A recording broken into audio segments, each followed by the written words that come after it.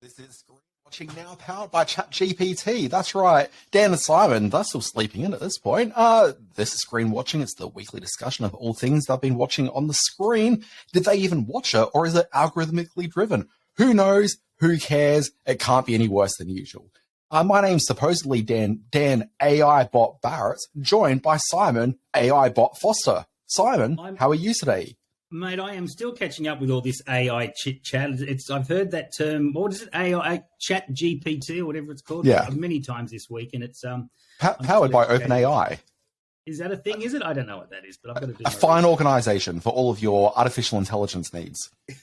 Oh, this is getting scary, man. This is like all these crazy movies I watched from a festival. It's all starting to freak me out. Yes, bit of a sad week this week. We farewell the beautiful Raquel Welch, a lot of the coverage has been about her sex symbol status, which, of course, was unrivaled for much of the 60s and 70s. But she was also an undervalued and very fine actress as well. Not so much for the 1 Million Years BC or Fantastic Voyage years, but she made some great films through the 70s, including Kansas City Bomber, including Mother Jugs and Speed, including and particularly Hanny Calder, which was a great sort of revisionist Western that put her front and center of a very brutal story. So farewell, Raquel. Thank you for the wonderful times and the wonderful movies. Yeah, I find it weird that there's no talent these days that's really sort of best known for being a sex symbol anymore. Like, that just doesn't really happen. Like, cultural laws have kind of moved on. But also, I mean, how do you compete with the talent on display here on the Screen Watching podcast? Well, that's very true. How could you? How could we talk about the current sex symbols when we are, in fact, the current sex symbols? Hey, you know what I stumbled across? It's kind of like wearing a band T-shirt to that concert. Exactly. That's exactly what it's like. I stumbled across the fact that Taskmaster Australia had been launched over the last couple of weeks. Now, I hadn't heard anything about this, and regular listeners to the podcast know that my lovely wife and I are mad Taskmaster fans. We don't go to bed without an old episode of Taskmaster on the telly. And you romantics. I know, we are romantics. But the Australian version dropped this week with Tom Gleeson in the Taskmaster chair, Luke McGregor, Julia Morris, some high-profile comics in the doing the tasks, but I haven't heard a thing about it. And you know, your inbox and mine is full of press releases and all sorts of stuff. It just seems to have dropped for a fairly high profile format with some name Logie winning stars in there. Why is everyone so quiet on it? Well, two things. One, it debuted last week and not this week. So there's actually been 2 episodes already. So 2 episodes out. Good news. You can go and enjoy a second episode. But I would suggest that based on not so much necessarily the media representatives from the network reaching out saying, hey, look, we've got this new show and press around it, I would suggest that these days there's less and less attention being applied from the sort of cultural zeitgeist to broadcast TV than there ever has been before. And frankly, I think that if Channel 10 hasn't done an amazing job of getting word out about the program, people aren't going to talk about the program. People just aren't watching linear broadcast anymore and talking about it. Like, numbers are just it's an interesting position. Yeah, you're right. It has declined dramatically, and that's certainly part of the reason. Sorry, inevitably, we've got a couple of network people who are listening to us right now. To clarify what I'm talking about here, though, there is still viewership on the linear broadcasts, but I feel that linear broadcast viewership has shrunk to the point, and particularly shrunk in terms of younger demographics, to the point where the cultural buzz that needs to develop around a show isn't there anymore. And if you want to say, oh, yeah, but, you know, I mean, Kyle and Jackie O talked about it, or, you know, Amanda and what's-his-face, it's like, well, yeah, the FM breakfast is equally a bit of a declining sort of beast, and part of it is because they're still linked with the idea of talking to the same audience that's watching broadcast TV. Like, all these dying beasts, and, you know, just the reality is the buzz, the hit people who are talking about this stuff and really generating a real zeitgeisty moment around programs, they're just streaming stuff now.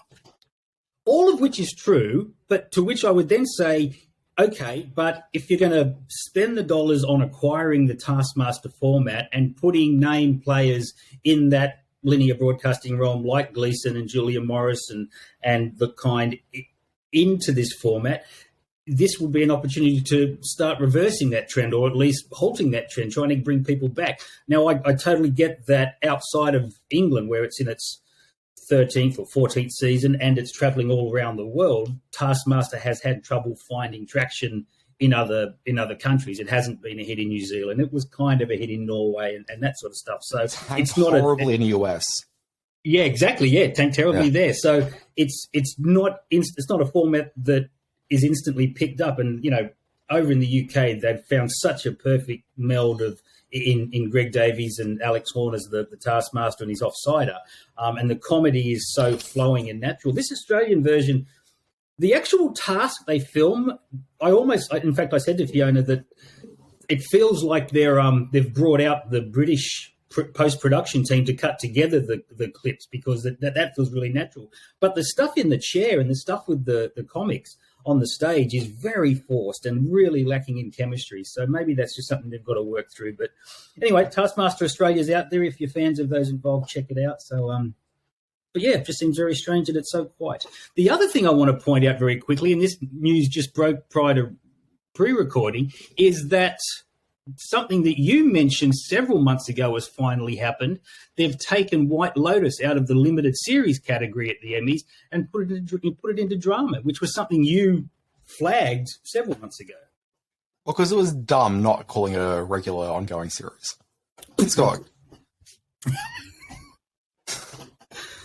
Yeah, you're sorry, I thought you were right. going to talk about the other breaking news. Sorry, I thought you were going to talk about the other breaking news. Being that there's going to be a Starsky and Hutch remake series. Oh, for the love of God. I mean, I thought that's where we were at. But here's the thing. Here's what's exciting about the remake. Here's what's exciting about the remake. I'm just bringing it up on the screen here so I can read the blurb as published by Deadline.com. Okay.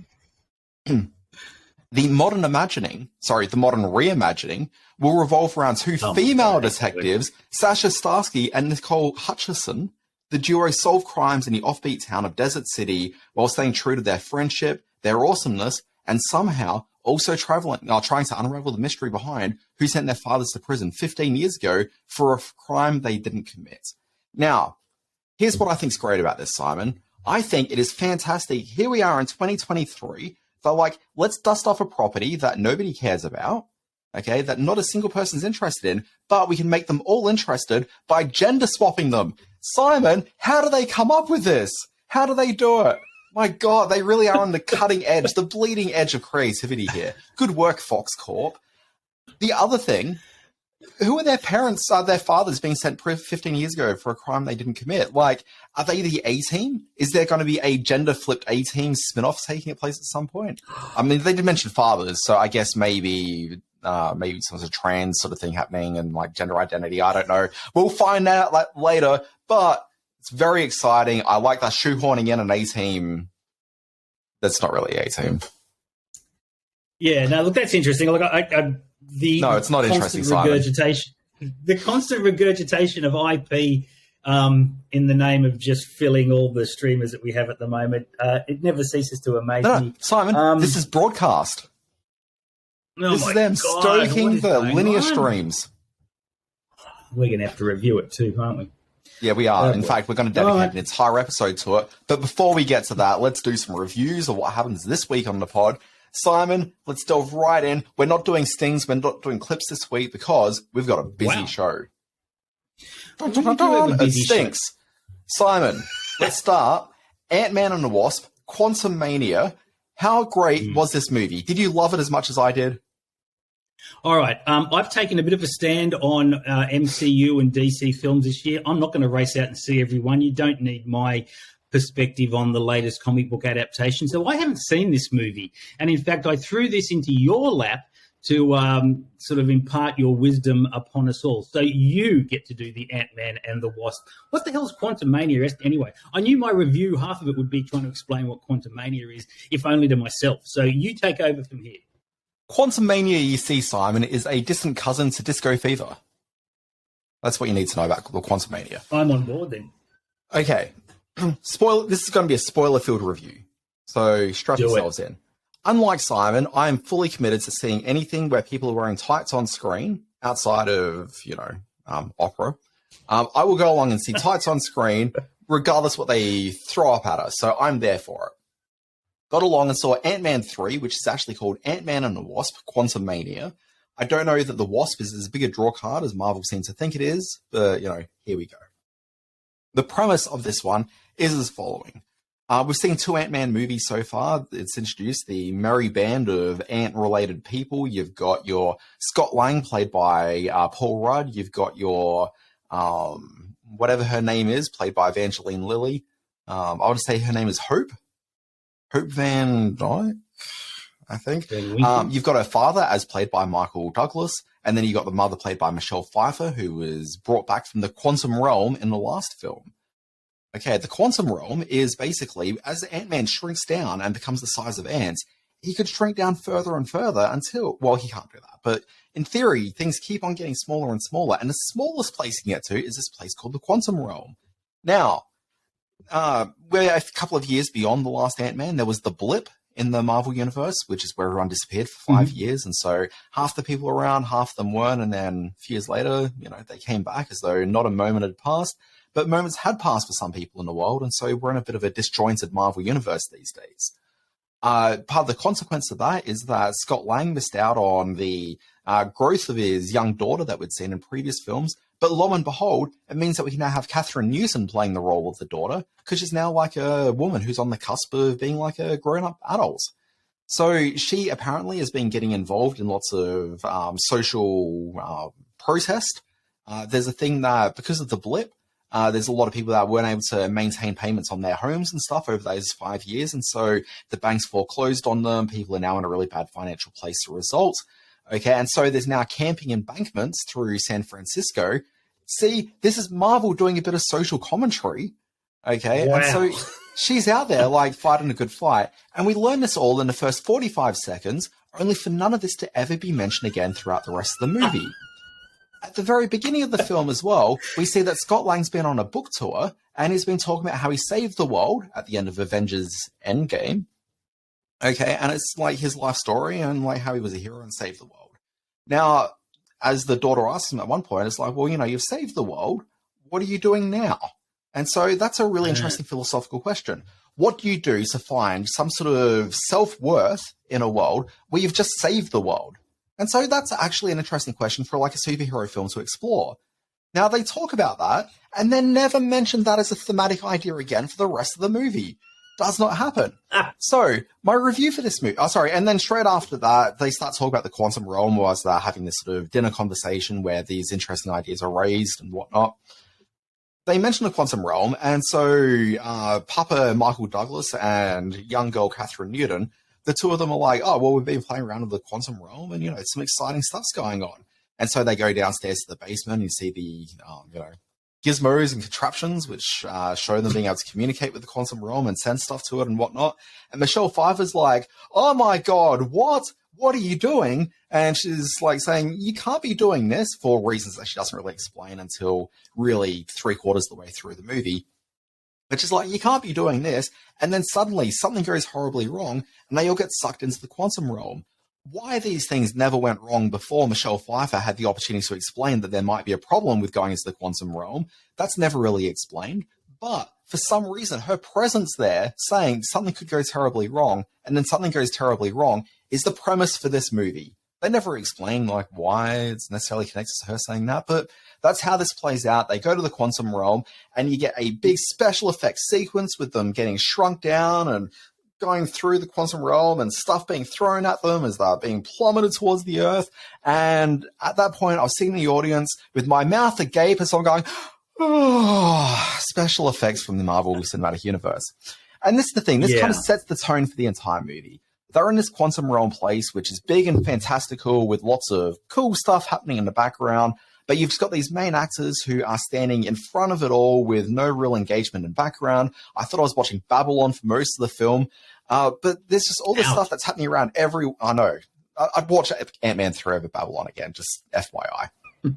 But essentially, they're not really engaging in the world, and there's nothing really to engage in with the world. Like, everything is really blandly realized in the same way that the film never really capitalizes on the interesting thematic ideas of social disruption as a result of the blip or Scott Lang trying to find inner self-purpose. none of that's explored. And instead it's kind of just going through the tropes of a Marvel movie, never really sort of finding much sort of joy with any characters. Like there's no real characterization taking place with any of it. They come across some revolutionaries at one point, and they're all sort of wacky characters. There's one gelatinous blob type thing that is excited that other people have holes. Okay, like, they mentioned that Scott Lang has 7 holes, and I never really explained which holes they are, but we all know which are the 2 most important ones. Yeah, not away on that one. But, like, that's the extent of his character work, and, like, you just kind of get the feeling these people have no real sense of being people. Like, there's no real relationships between people. Like, romantic or like just general camaraderie, like none of that really exists, but they're supposedly all banded together to fight the villain of the piece, which is this guy named Kang that we saw in the Loki TV series, and now he's here as a guy that's been stuck in the quantum realm.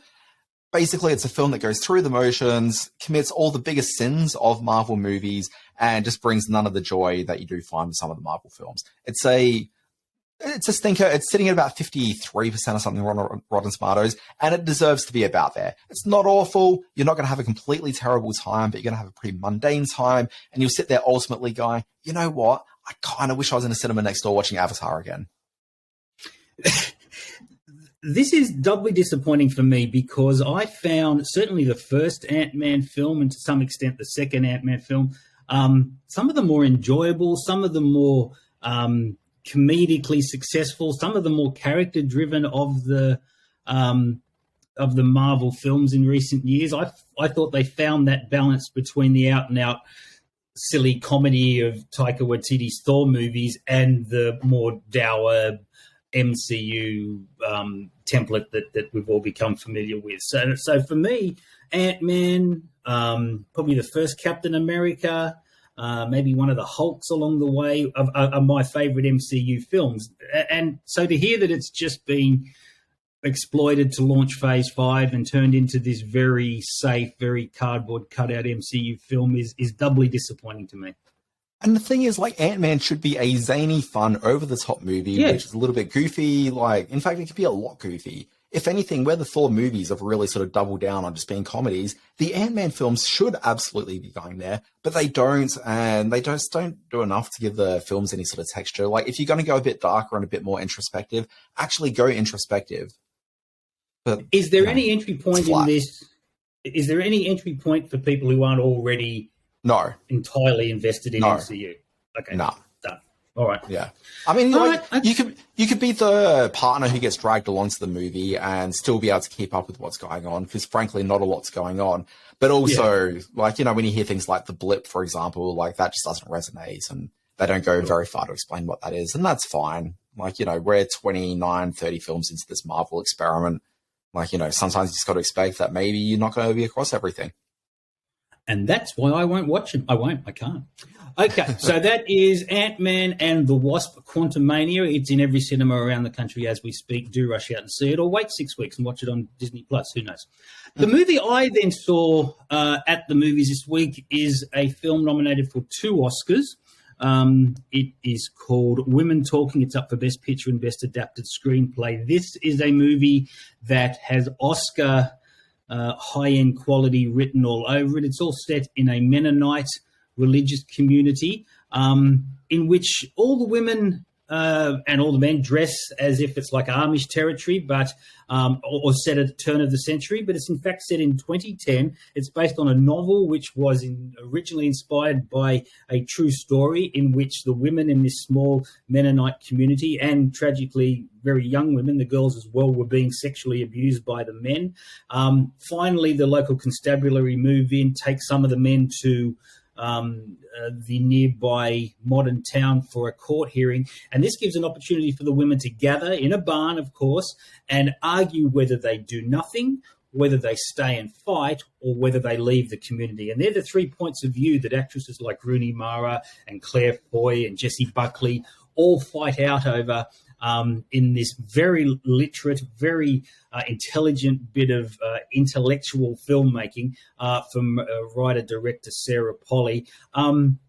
It is a very talky film, a very actorly film, but in that regard, it speaks to something we've spoken of in the podcast previously about these sort of movies not going into cinemas very much anymore. So maybe the award season is a time when we can enjoy this type of acting on screen. And there's some big acting in there. You've got Frances McDormand, you've got Judith Ivey, who really sort of played at the back row, but you've got these great central performances by Jessie Buckley specifically, also Claire Foy and Rooney Mara, who are great in the three lead roles.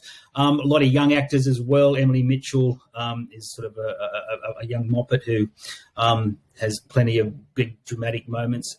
Look, I found this just a very powerful bit of filmmaking that, although it deals in women dressed in Hessian dresses and sitting on hay bales, really does speak to a lot of the issues that are faced in this still very volatile gender society in which we live in. And I just thought it was a terrific bit of writing and directing by Polly to get us involved with this. So, yes, very much an award season, very much an Oscar baity film, but a very worthwhile one and well worth seeing for some great big screen acting. It's called Women Talking in cinemas in fairly limited release. It's not going wide, which I think is about right. But it's a quality bit of filmmaking. Yeah, this is a film. I love Sarah Polley's filmmaking. I think she makes some very interesting textured movies, both in terms of the film she's made herself, as well as a lot of the movies she's chosen to appear in over the years. I'm a big Asa McGoyan fan, so, his films with her, obviously, quite good. There's something where she's been on this press tour, and while I really enjoy her movies and her work, I don't care for her so much as an actual human being. I find her just a very boring person. And so I've heard a number of interviews with her out on a press trail, and it's actually made me unenthused to go and see this movie, where I kind of feel that if I hadn't heard her do the interviews, I'd be there opening day to see it. Yeah, I get the feeling that she does work creatively outside the system. And when it comes to sitting on the morning shows or with the magazines to try to sell the film, she's not entirely comfortable. So I totally get what you're saying. Yeah. But just to be clear as well, in real life, if I was sitting down, having a chat with her, she may be a perfectly lovely, amiable person I'd get along with remarkably well. As I said, I quite like her work and I like her ethos and everything about her, except there's some sort of thing that she presents out to the world when she's in these interviews, and boy, it just does not connect with me at all. And she may not like you. You can rub people the wrong way very quickly. Excuse me, I refuse to believe. I refuse, Simon. I can't. I won't. Simon, let's move on. Hello Tomorrow is a brand new TV show on Apple TV Plus. Apple TV Plus, generally pretty good success rate with a lot of the shows they've got. Creatively, I think they're a bit bold. They certainly swing for the fences. And no show you see this year will swing for the fences more than Hello Tomorrow. It is very interesting. The premise of this one, and let me read the blurb to you. In a retro-futuristic world, charismatic salesman Jack Billings leads a team of fellow sales associates determined to revitalize their customers' lives by hawking timeshares on the moon. So what you've got here is, what you've got here is a series that feels like it's set in the 1950s. It's very much 1950s Americana. You got white picket fences. It's basically Pleasantville. Okay. Nice, but with the Jetsons infused all the way through this. Okay. This sounds great. Yeah, so it's the 1950s, but they'll go to the local diner where you're going to go and get some pop and some cheeseburgers or whatever. And behind the counter isn't necessarily some guy in the white, an apron and the hat and whatnot. But instead it's a robot that is going around servicing everyone. There's a great moment where, as you're introduced, it's one of the earliest moments. A robot goes, I think they're at a bar. Anyway, the robot just says, hey, look, my eyes are up here. It's sort of dumb little moments like that, but it's very much, it's Americana meets it's the Pleasantville meets the Jetsons. Cool. But then you've got these characters you got these characters at the center of it. So Billy Crudup plays the main guy, Jack. He's leading this team of salespeople. Amongst them, Hank Azaria's in there as well. And so the four of them are going around trying to sell people property on the moon. Now, I've seen the first 3 episodes, and it's still not clear to me entirely that there actually is property on the moon to be sold. It may be some sort of, gimmick taking place, because you start to realize where some of the creative flourishes that Jack is drawing inspiration from. But I don't want to ruin that, so that's kind of like an episode 1, episode 2 sort of a thing. But along the way, Jack in the first episode meets this young man, and he ends up bringing him into the fold and gets him on board as a salesman. what this young man doesn't realize is that Jack's actually his father. Okay, so like that's kind of what the conceit of the series is. It's about this guy who's trying to connect with his son, but he's a fairly hollow salesperson. But it's dressed up in this big glossy thing of Americana and robots and self-automated delivery trucks, which may have murdered this young man's mother. There's lots of stuff going on. The tone is fairly comedic. It's a very sort of light, quick-paced sort of a TV program. And all of this sounds really kind of interesting and up my like in my bag. Like I'm very much there for what this thing is selling. But there's something where it's spread out, and I've only seen the first couple of episodes, so I haven't seen the full season yet. I plan to, and like maybe my feelings on it will change by the end of the season. But it just kind of feels so light and so just empty in spirits. Actually, no, spirit's probably not the right word, but in substance, I guess. Okay. That ultimately, it just kind of feels like, well, why would I want to watch this for 10 episodes? So, like, 5 hours all up. Like, this is the kind of film where if it was Pleasantville as a movie being released in cinemas, like, pull your content together and, like, it makes for a really good movie. And I think this falls into that category of movies or, limited TV series that just should be movies. Okay. All right. Yeah. I've fallen by the wayside a bit on my Apple TV watching. You're absolutely right. They've got some great content in there, and this sounds like it potentially could be some of that. But, I'm going to have to come back around to this one. It looks and sounds. It also sounds a little bit like the salesman kind of angle, and it sounds a little bit like that great old Richard Dreyfuss, Danny DeVito film Tin Men, the Barry Levinson movie. There could be some of that sort of vibe to it as well from a salesperson's perspective. So, all right. So it's called Hello Tomorrow on Apple TV Plus. Oh, sorry. And sorry, two things that might sort of want to interest people a little bit more. The first couple of episodes, if not the entire season, but I think it's just a few episodes, are directed by Jonathan Entwistle, who's the guy that was responsible for the Netflix series End of the Effin' World, which was a very popular series. It's like a YA comedy drama. But the other bit of talent involved is one of the EPs on the show is Stephen Falk, and he's the guy that did the show You're the Worst. So That's a plus. Take that information on board as you may. Alison Pill is in the series as well. I'm a big fan of hers. But yeah, check out the program. It's on Apple TV Plus, but go into it with a bit of trepidation. Simon. While I was traveling in the Scandinavia, I visited a few of the local cinema chains, and still up in their foyers were posters for the film Viking Wolf, or in English, Viking Wolf, and it has now hit Netflix, and I got to say is kind of all over my social media feeds. It's become a bit of the cause célèbre at the moment. It is a teen werewolf drama, very much in the vein of that great vampire film Let the Right One In from a few years back. It sort of takes teen stresses and teen troubles and puts it within the framework of a genre film, in this case a werewolf story. It stars, and I want to get the name right, it stars Ellie Rhiannon Mueller-Osborne, that's not too hard, as Thale, a 17-year-old girl who is very sort of detached from her new surroundings, her new school friends. So straight away you have that sense of being pulled apart and being at odds with the world around you. When she has an encounter with a creature in the dark of night, we soon learn that she is turning into the Viking wolf in the title.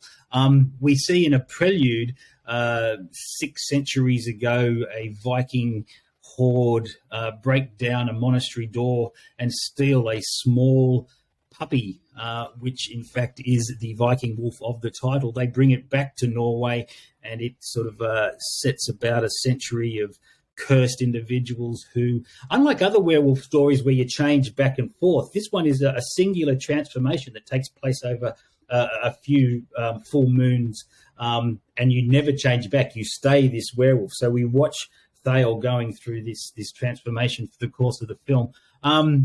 The other element that plays on the story is the local police chief, played by Liv Mjerners. She is, in fact, Thale's mother, so she has to deal with this changing teenager. So there's lots of metaphors, lots of symbolism there of teenagers at odds with the world around them.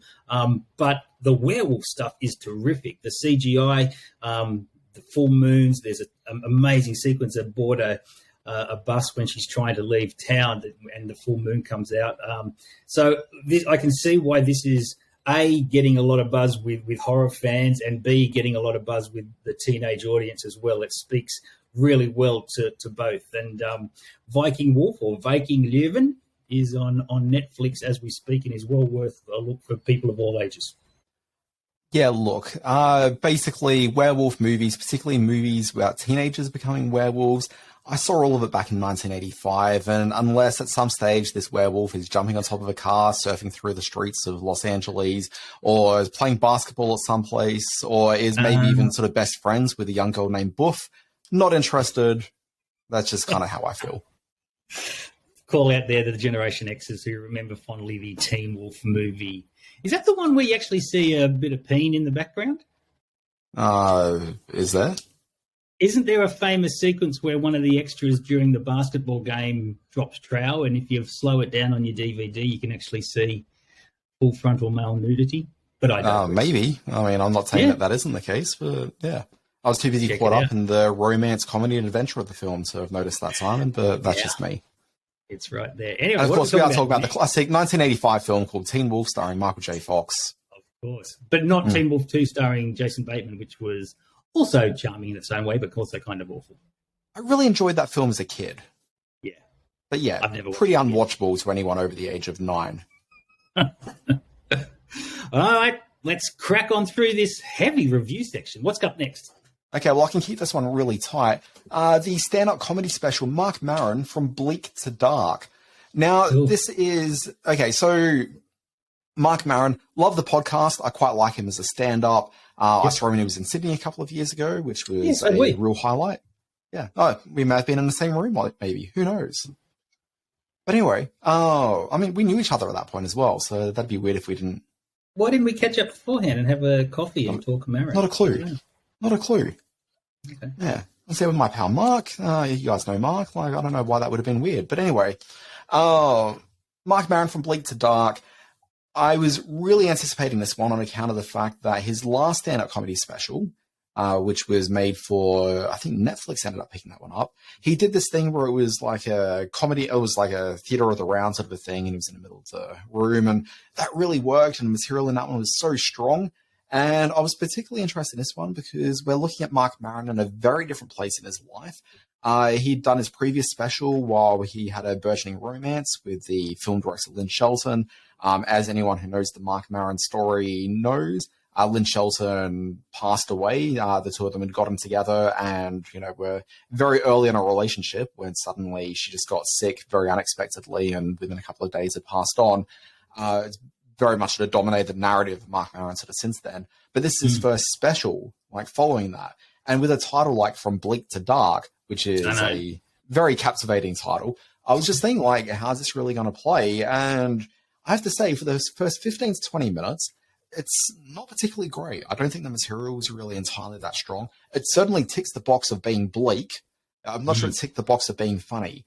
But towards the end, where it starts getting a bit more personal, as he's talking about Lynn Shelton, there's some very funny material in that. And the show really comes alive, and you really get a great sense of where Marc Maron's been as a person and who he is and what he's really about, which is fantastic. And the last half of this really pops in a really just engaging way. It's just a shame I don't know the comedy's necessarily there for the earlier material in the special.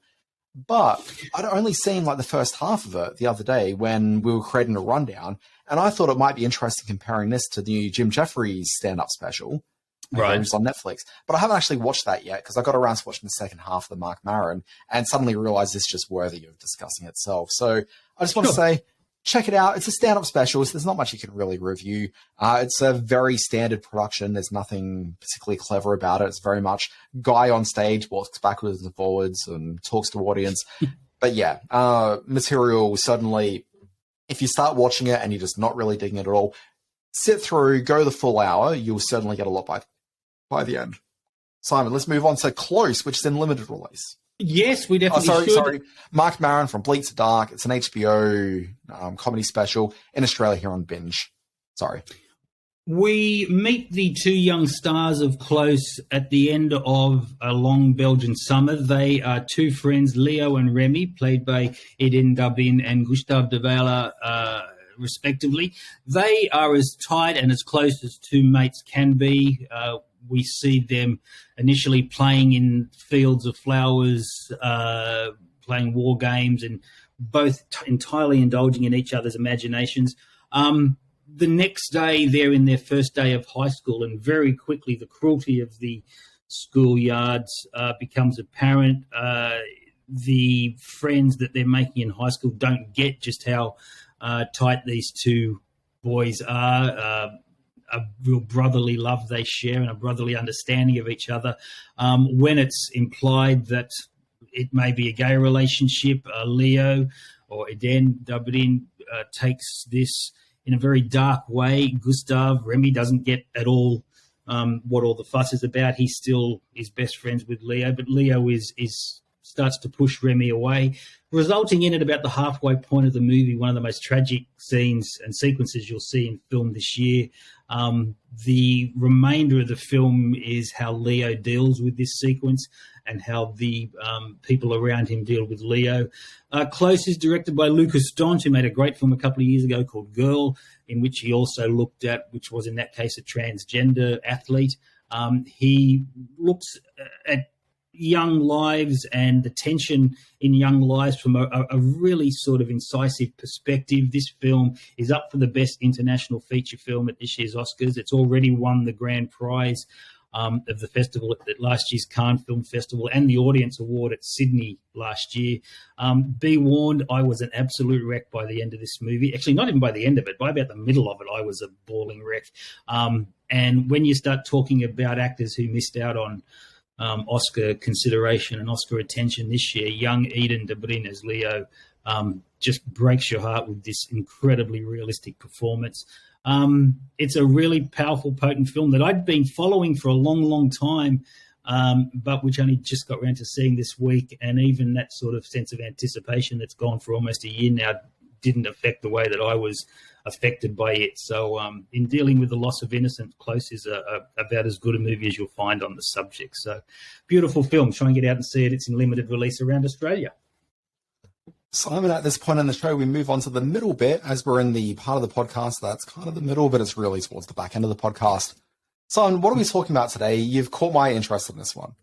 Yes. Now, I'm going to give a little bit of a backstory in this one. In 2011, director Julia Leigh released what is her only film to date, the drama Sleeping Beauty. It's the story of a college student, played by Emily Browning, who becomes a niche sex worker for a high-end brothel where customers pay to fondle her while she sleeps. It was shepherded through the Cannes Film Festival by Jane Campion, who's royalty over there. It earned withering praise by some critics and some legitimately brutal negative press. For the record, I really dislike the film. It's very vacuous in its dramatics, very pretentious. It's currently at 48% on Rotten Tomatoes. Now, this week in the Sydney Morning Herald, and probably the other mastheads around the capital cities as well, Julia Leigh was afforded a lot of web space, a lot of column space to whinge about how SBS put ads in her film on their streaming platform, SBS On Demand. Now, in her words, quote, "It's a barbaric practice that would never fly in other countries." And she goes on to say that the film had significant public funding. The brief was to make a valuable cultural contribution. We delivered. I debate that, but that's her words. And that, quote, "SBS seems intent on ruining all that good work." This got me riled up. A filmmaker saying you can't put ads in my film when you bought my film and put it on your network. There's a lot of angles we can come at this from. Why don't you kick off? I've done a lot of talking. What are your thoughts on this article? Okay, so first of all, bias cards on the table. I'm a former SBS staffer. Simon, you're married to a woman who does a lot of the cultural curation on the SBS On Demand platform. So, yeah, so both of us have got very strong SBS ties is probably the important thing. When I read this, my immediate thought was, get fucked. Basically, the situation is this. One, as you said, she accepted the money for the film to, well, at least the distributors of the film has accepted money for the film to be made, which runs the platform. But here's the reality about ads on SBS. One, you're not paying for the service. You're not paying for the broadcast. You're not paying for the on-demand, which means that revenue has to come from somewhere, and it's advertising driven. Here's the thing. If you've got an advertising driven platform, okay, it means that you need to run ads. Like, it's just how that works. Reality is that most people wouldn't be able to see a movie if it wasn't available on a free ad-supported platform. So more people see her movie as a result of the financial structure of the thing that's broadcasting the thing that she's made.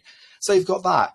If people want to pay some money to see it ad-free, they can do that. They can go to, I don't know what device she had where she was watching it, like SBS On Demand, because she was talking about being the on-demand platform and not on the broadcast. But I don't know what she was using. But if she's using an Apple product, you can buy the movie for $12.99 and watch it in a fairly pristine, high-definition version without any ads in it.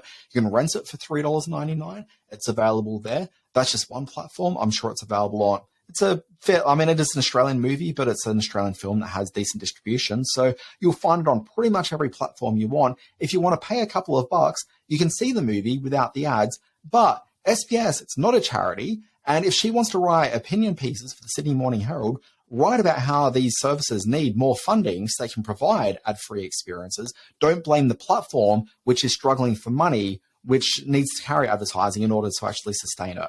She's getting more people watching her film because it's on this free platform, and you can't be free without paying for it somehow.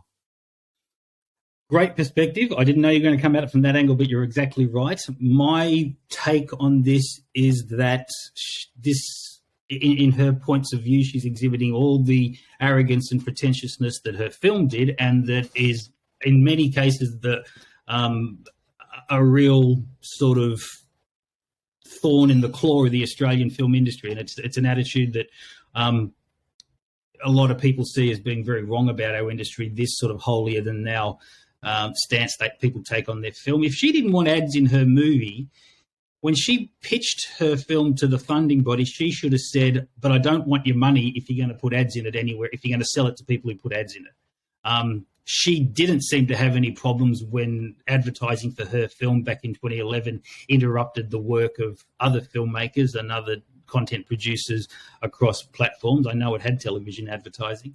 It is a perspective that totally ignores the intense commercial viability that is only allowed, that comes through advertising. And you touched on this on what you were saying, is that all broadcasters across all media need advertising to make the films work. In the article on to make the films they want to make and get their agendas across, in her article, she goes through and lists how Medibank Private and a car, a AAMI. She also sort of made reference to an in-house promotion for national Indigenous television. She's complaining that the SBS commitment to Indigenous broadcasting and Indigenous content shouldn't be part of her movie, to which I would also say get fucked. So Julia Leigh hasn't made a movie since 2011 with this film, and I'm not surprised. I guess we shouldn't let our personal opinions about the film itself weigh on this article, but it exhibited I haven't seen the film. All the terrible things. Okay.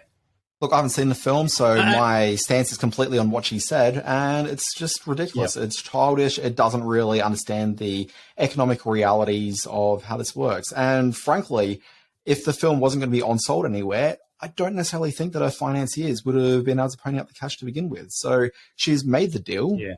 Basically, she has to live with it. Like, art sometimes involves compromise. And the reality is that if she wants her film to be seen, the compromise is that it's going to be interrupted. It's unfortunate. I don't like seeing ads during a movie, but, it's just a reality of it.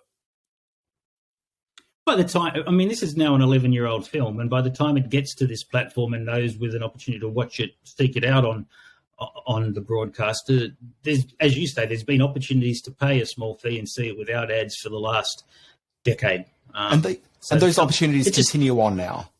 Yeah, exactly right. So this seems like an odd strange thing for the Herald to allow it to give this sort of web space, and that's a lot of web space too. It's a big article. So happy to invite discussion on this. We'll put it over on our Facebook page, and people can weigh in on this debate. But I think it's misjudged by the Herald to run this sort of article, and certainly misjudged by Miss Leigh to want to pen it. Yeah. Look, I mean, I've got my own issues with Medibank Private, which are unrelated to their advertising. But the other thing as well is why criticize seeing all these various ads coming through? If anything, support these companies for putting their money behind a platform that's willing to play art house Australian movies. Yeah, all very true. All right, that was the middle bit, a very opinionated middle bit that'll sure to get reaction from both our listeners. What else have you been watching, Dan? Yeah, I think we need a lot more segments for this. We'll just agree. Look, here we go. So we usually do what else have we been watching. Something I've watched recently is the brand new Australian series called Last King of the Cross. This is a brand new Paramount Plus series, which may as well be called Underbelly: Last King of the Cross. I thought it was an Underbelly thing. No, it's not. But it very much takes the style and just general artistic merits of an Underbelly production and is just over there on the Paramount. Look, I mean, it's fine. Basically, if you like an Underbelly, you'll probably enjoy this one. If Underbelly's not really your bag, maybe give this one a bit of a miss. Underbelly isn't really my bag, isn't it? This is the John Ibrahim story, but King of the Cross. Yeah, okay. Yeah, yeah. Like the production on it, like it's a fairly sophisticated looking production. It's got some interesting performances. Tim Roth is in it, which I think is like an interesting bit of casting, and I don't even remember coming out here for it. That seems odd. Yeah, he was out here filming it. Like he's good in it. Like there's certainly sort of validity to the production, but ultimately, if this hadn't come off the back of 10, 15 years of Underbelly productions that look and feel exactly the same as this, I'd probably be a bit more into it than I was. So there's an audience for it. It's just not me. I have been watching a little movie called Pub the Movie. Now, this is the latest film from Brisbane-based director Andrew Leigh. He did In Search of Wang Wang. He did The Last Pinoy Action Hero. He makes these documentaries about sort of outsiders living on the fringe of art and culture. And in this one, he's looking at Fred Negro, who is a punk rock singer, comic book artist. That's where the title of the film comes from. He wrote for a News Street magazine called Pub back in the 80s and 90s. And Fred is an incredible character, and Andrew Leigh captures this insane personality and also captures this incredible sort of cross-section snapshot of the vibrant 80s and 90s music scene in St Kilda in Melbourne, where Fred is considered and still considered royalty. This is an R-rated documentary. It shows all the punk music elements that made Fred famous and which all but caused the music to self-destruct and the whole punk rock scene to implode upon itself. But it's a terrifically entertaining film that's going out in limited release. If you go to our YouTube channel, I did an interview with Andrew through the week, and Fred stuck his head up in that interview, and it's quite a crazy 17-odd minutes of YouTube content. So it's called Pub the Movie. Go to pubthemovie.com to find out those locations as it moves across the country. Yeah, Andrew Leigh ruined a screening of The Room for me once, so, never again. Oh, dear. It's just the worst. It's the worst. Let's go to In History. He's cool, good, fun guy. He makes fun movies. In History. Sorry, he makes half a fun movie. The Search for Wang Wang is a film that he started, but I believe did not finish. Oh, I don't know the backstory of all that. Another filmmaker came in and finished that one. But anyway, Simon, let's go on. Oh, did he? Okay, all right. February 18, 1986, the quote, "Don't smoke, just don't smoke," said which Hollywood star in an iconic anti-smoking ad that aired for the first time on this day? Not a clue. Don't smoke, just don't smoke. Was said by Yul Brynner. Okay. Sure. The bald man Yul Brynner, who died of lung cancer not long after that. February 20, 2015, who became the first American actress to win a French César Award? César being the French Oscar. I mean... 2015. Was it posthumous? No, not at all. No, it's okay. Then my first guess of Estelle Getty is not on the list, so yeah, I'm going to have to pass on this one. Kristen Stewart, who won for the film right. Clouds of Sils Maria, and she's in the news at the moment. She's the head of the jury in the Berlin Film Festival as we speak. February 23, 1981, Good Morning Australia premieres, firing the first shots in the morning show Rating Wars. Who were the hosts of this first incarnation of Good Morning Australia? Okay, so the fellow was Gordon Elliott. Yes. The female host was not Kerry Ann Kennelly, who came in shortly afterwards, but there was nice. another lady at the beginning. I don't know who that was. It was Sue Kellaway. So, yes, you're right. Gordon Elliott and Sue Kellaway were the first hosts. And then almost a year later, Channel 9 launched with their follow-up one today. I can't remember what it was. Today. Yeah. You know what? Gordon Elliott, so he hosted the Australian edition of Hard Copy, which was a tabloidy US news program. I never realized until maybe about 2 or 3 weeks ago that was an Australian-produced version. I always just assumed that he'd gone to the US and had hosted the regular version, but that wasn't the case at all. We were getting a series of American stories, but with him inserted as a host. Well, that is interesting because I remember Elliott did sort of take on the American market. For a while. I thought he went over there and sort of tried to build a profile. That's what I remember, yeah. So look, I don't know if that version was filmed in the US, but certainly the version we got in Australia is not the same version of Hard Copy as elsewhere. Who of our TV stars have taken on American fame and fortune with varying results? I mean, the first one that springs to mind is Rove. Rove was going to be the next big late-night talk show host, and that didn't happen. Look, I wouldn't really suggest that he's really had a whole lot of success. No. Generally in the US. Like, he certainly gave it a good go, but never really did much. The guy that I'm trying to remember the name of, it's just dropped out of my mind entirely. The gentleman that played Jim Robinson on Neighbours. What's that actor's name? Alan Dale. Alan Dale, I'd say, is maybe our most successful export. Yeah, I would say so, yeah. In terms of TV acting and TV talent, he became... For about 10, 15 years, he was in everything in the US. He was just everything you would watch he'd crop up. A lot of generals, a lot of like soldier types. He was always good in those roles. Yeah, lots of South Africans. A lot of South Africans, yeah. He's got a very sort of look. He actually came up on my Google News this morning because apparently he's been suffering from alopecia, but that's coming to an end and his hair's growing back, which is nice. So, good news story, Alan Dale. Yeah, shout out to you, Alan Dale. Audio, happy birthday. Oh, we're not doing that. Birthdays. What do these birthday buddies have in common? Look at that photo there on our running sheet. Open the running sheet, Dan. Yep, February 19, 1955, Jeff Daniels. February 22, 1975, Drew Barrymore.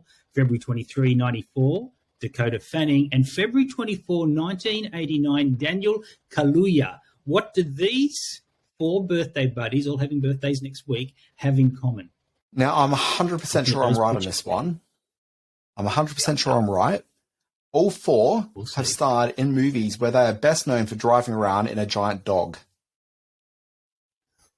Oh, I see Jeff Daniels with the whole Dumb and Dumber thing. Okay. No, all 4 of them are memorably known. Those pictures. All 4 of them are memorably known for appearing in a movie where they had too many laxatives and spent some time on the John. No. All 4 are prominent. Which features one of my favorite lines saying, "Harry, what are you doing in there? Nothing. Shaving." That's still one of the funniest things I've ever heard. That's pretty good. I've got to go back and rewatch. Yeah. I saw it as like a teenager in the cinema. Look, all 4 of them are in movies where prominently aliens feature in it. So Drew Barrymore obviously starred in a movie, E.T. the Extraterrestrial. Dakota Fanning, well known for being in the movie that broke up the relationship between Steven Spielberg and Tom Cruise, being War of the Worlds. We've got Jeff Daniels, who I believe that clip, if I'm not mistaken, is from My Favorite Martian. Beautiful. Right? That was a tough one. Yep. And then Daniel Kaluuya, obviously, in 2022's Nope. You have done surprisingly well. Well done. The birthday quiz is, again, the most successful part of the podcast. Sign off on me, Dan. I want to go out and see the world. Okay, let's do this. Folks, this has been Screen Watching. My name will continue to be, most likely, Dan Barrett. I'm powered by AI now, which is a good move for me. I'm on Twitter at the Dan Barrett. You can start your day with my free newsletter. It's called Always Be Watching at alwaysbewatching.com. It's got the big TV stories. It's got big stories in TV streaming and film.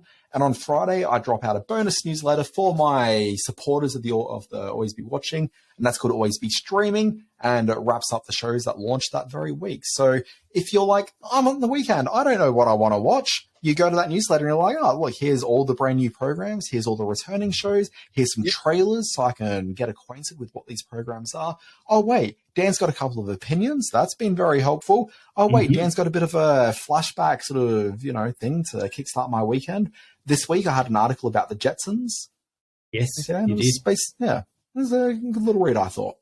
Anyway, I've become quite the fan of your newsletter. It's I go to it every morning and always have a read. It brings me up to date on all things to do with film and television.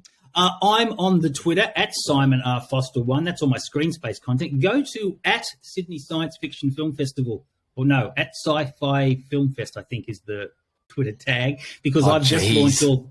I know, I should know that. The Twitter, it's not going to be around for much longer. I've just launched the Melbourne Science Fiction Film Festival screening next weekend down at Cinema Nova.